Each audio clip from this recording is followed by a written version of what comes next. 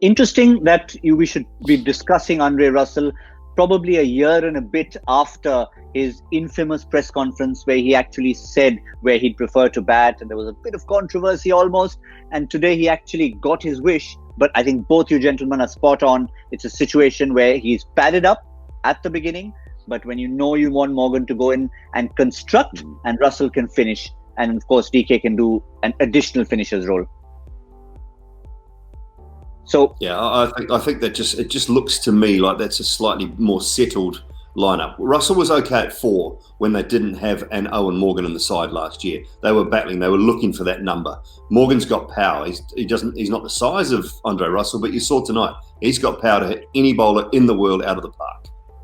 Yeah, and DK sort of emphasized that at the end, saying that they trust in Russell and they want to give him more time to have an impact in the game. So obviously he was asked about that Russell at 4, is that the ideal position? But he also felt maybe not enough boundaries in that 10 to 14 over phase.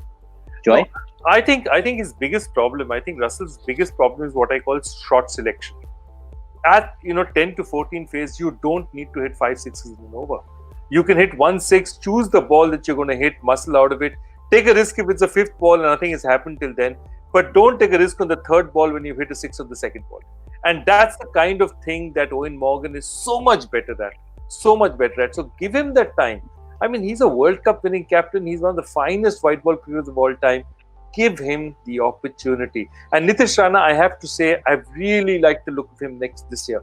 He's been amazing for them. Shubman Gill, Nitish Rana. There's some momentum building up there. If I were KKR, I'd say, we lost this game, we could have won this game, and we could have walked away and say that, for us to compete in this game after the way we started and where we went in the middle, we've got some very solid building blocks for the future here. Yeah, Karthik also sort of confirmed that he was happy with the fighting quality. They might have gone down, but enough positives to take out. But yes, I think one more point to finish, Simon, on what Joy said. Choice of ball, but also choice of bowler. Yes, maybe we are talking about a decent record against Rabada, but Kagiso Rabada is Kagiso Rabada. Give him that respect. You hit him for 1, hang in there. Yeah, when you've got massive power like Andre Russell has, you don't have to give your stumps away and try and swipe as hard as you can at everything. He's got huge power. He can find his way to hit 3 4s in an over. He doesn't need to smash those 6s unless it's genuinely required. And pick your bowler. Look at your matchups. Him against Marcus Stoinis, I think, is a great matchup. Maybe against Harshal Patel is a good matchup.